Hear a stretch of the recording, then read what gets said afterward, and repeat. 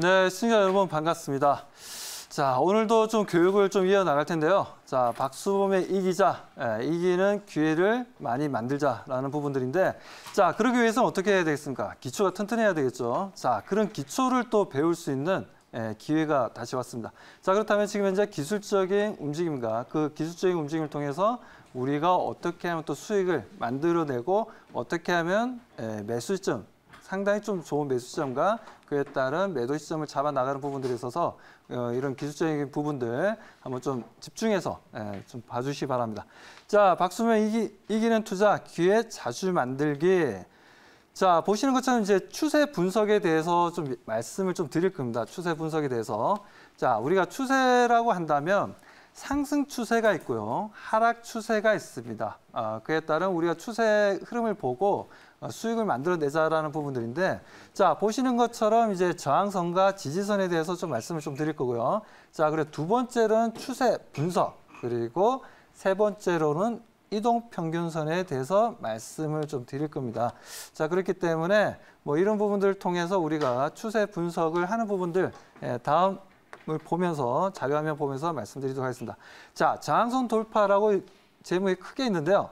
자, 주가가 하락하다가 주가가 이렇게 이제 하락을 하다가 지지선을 중심으로 해서 일정한 수요가 발생하게 되어 주가의 하방 경직성을 보인 후 저항선을 돌파하는 모양이라고 얘기할 수 있는데, 자, 저항선 돌파입니다. 저항선 돌파. 자, 저항선을 어떻게 돌파하는지를 다음 화면을 보면서 말씀을 좀 드리도록 하겠습니다. 자, 우리가 일반적으로 상승 추세에 있는 부분들을 우리가 보게 되면 보시는 것처럼 이렇게 지지선이 있고요. 그리고 저항선이 있습니다. 이런 부분들에 있어서 우리가 보게 되면 밑에 박스권의 밑에를 우리가 일종의 지지선이라 합니다. 그러니까 여기서는 더 주가가 내려가지 않는다는 부분들이죠. 그래서 이 지지선과 저항선은 이 가격대만 오면 계속해서 매도 물량이 나오면서 추세가 꺾이는 흐름들이 나와주고 있다는 부분들이죠. 그렇기 때문에 저항선에 대한 흐름들이 좀 나와주고 있고, 다시 한 번 더 상승 분위기를 만들면서 뭐 1차 돌파가 이루어지죠. 자, 돌파가 이루어지고 2차적으로는 전 고점 부분, 박스의 상단 부분을 다시 한번 터치하면서 상승하는 부분들, 뭐 이런 부분들을 우리가 어떻게 보면 아주 정석적인 상승 흐름들이라고 볼 수가 있고, 이런 부분들을 통해서 우리가 1번에서도 매수가 가능하고요. 자, 그리고 2번에서도 매수가 가능한 위치라고 말씀을 좀 드리고 싶습니다.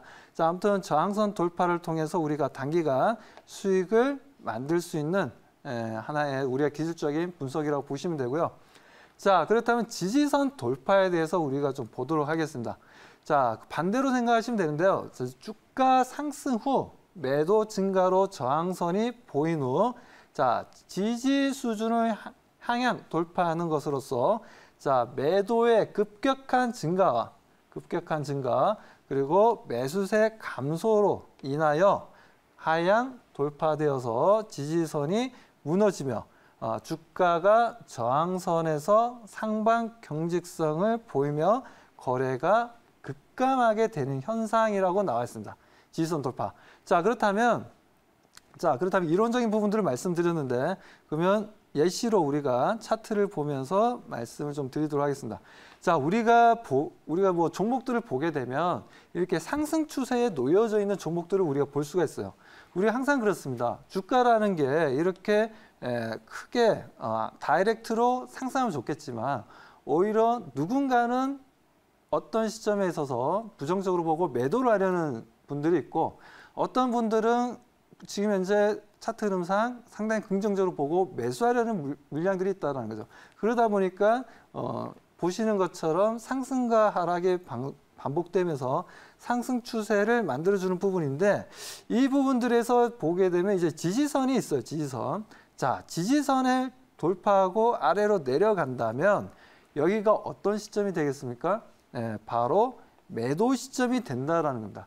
어떻게 보면 그전 같은 경우에는 이런 위치가 하나의 매수로 우리가 대응해 볼 수 있는 위치다라고 말씀을 드릴 수가 있는데, 하지만 이 지지선이 무너질 때는 우리가 하나의 추세 전환으로 봐야 되고요. 추세가 전환되었다. 그동안 상승 추세에서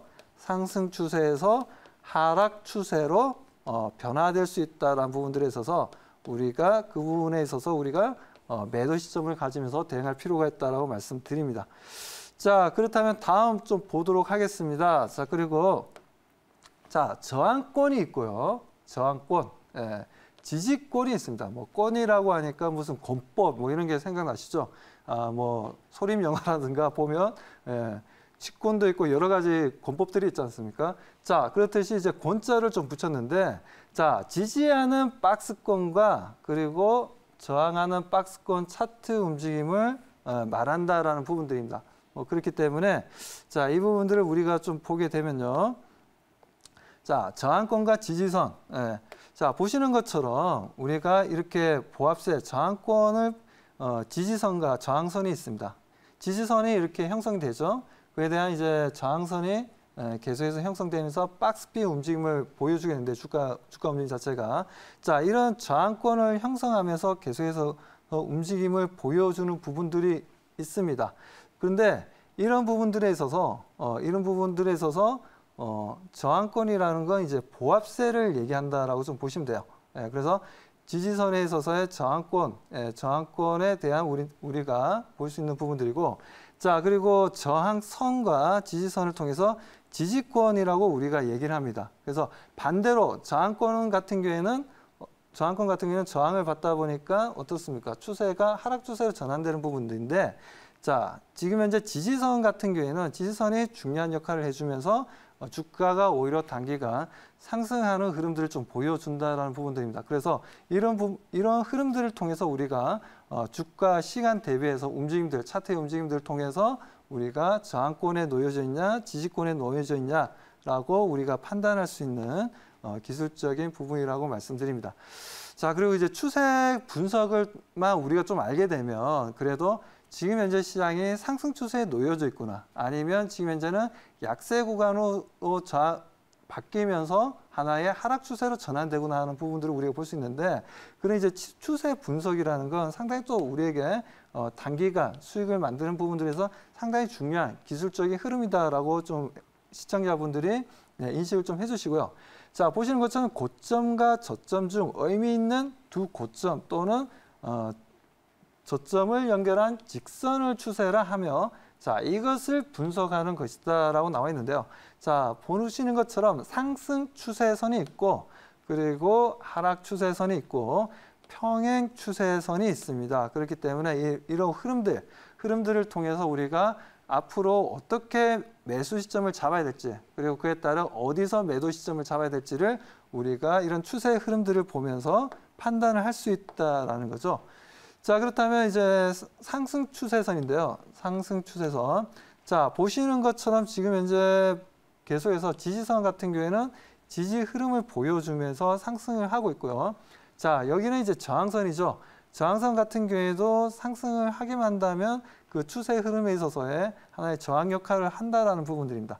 그렇기 때문에 대체적으로 여기가 하나의 또 매수 시점이 될 수 있는 부분들이고, 단기적으로는 여기가 하나의 매도 시점이 또 될 수도 있는 부분들인데, 하지만 우리가 좀 더 크게 수익을 만드는 부분들에 있어서는 우리가 보게 되자면 이런 저항선이 나온다 하더라도 매도보다는 홀딩해서 대응을 해 나가면서 이 지지선, 상승 추세선을 우리가 보면서 지속적으로 수익에 대한 수익률을 좀 높여 나가는 게임을 할 수 있다라고 말씀을 좀 드리고 싶습니다. 자, 그리고 하락 추세에 대해서는 말씀을 좀 드리겠는데요. 하락 추세도 똑같습니다. 주식이라는 건 항상 뭐 제자리에 머물러 있지 않죠. 누군가가 사면 누군가는 매도하고, 또 누군가가 매도하면 누군가는 매수하는 흐름들이 계속 나온다는 거죠. 그런 흐름들에 있어서 하락 추세선을 만드는 부분들인데, 지지와 저항이 계속해서 발생하면서 추세 흐름이 어떻습니까? 왔다 갔다 하지만 결국은 하락 추세를 만들고 있다는 거예요. 이런 하락 추세가 나올 때는 어떻게 되겠습니까? 최대한 빨리 도망가야 되겠죠. 도망가야 됩니다. 무슨 말이냐면 최대한 빨리 매도를 하고 상승 추세로 전환되면서 우리에게 좀 수익을 줄 수 있는 쪽으로 전환을 할 필요가 있다라고 말씀을 드립니다. 자, 아무튼 이렇게 해서 하락 추세와 상승 추세와 하락 추세에 대해서 좀 알아봤고요. 자, 평행 추세선이 있습니다. 평행 추세선. 이것도 뭐 똑같은 개념입니다. 똑같은 개념이고 보시는 것처럼 이제 지지선이 있어요. 지지선. 그리고 저항선이 있습니다. 저항선이 있기 때문에 이 부분에서 보시는 것처럼 저항선에서 이러한 흐름들이 좀 나와주고 있다는 부분들이고요. 자, 지지선에서도 보시는 것처럼 현재 이렇게 지지 흐름이 좀 나와주고 있습니다. 그래서 이걸 우리가 옆으로 평행해서 추세선이 만들어지는 부분들에 있어서 평행 추세선이라는 용어를 쓰게 됩니다. 자, 그리고 패턴에 대해서 좀 알아보도록 하겠는데요. 패턴. 자, 패턴에 대해서 알아보도록 할 텐데 패턴 같은 경우에는 반전형이 있고요. 그리고 지속형이 있습니다. 그래서 크게 구분을 해서 우리가 반전형이 있고 지속형이 있다라고 보시면 되는데 자, 반전형의 종류를 우리가 또 보게 되면요. 여러 가지가 있습니다. 자, 삼봉 천장형이 있고 그리고 삼봉 바닥형이 있고 자, 그리고 원형 천장형이 있고 반대로 원형 바닥형이 있습니다. 그리고 V자 형태의 모형을 보여주냐 아니면 확대형이냐도 우리가 크게 이렇게 6가지로 이제 우리가 반전형의 종류를 좀 볼 수가 있는 부분들인데 자, 그렇다면 나와 있는 내용들 자료를 보면서 좀 말씀을 좀 드리도록 하겠습니다.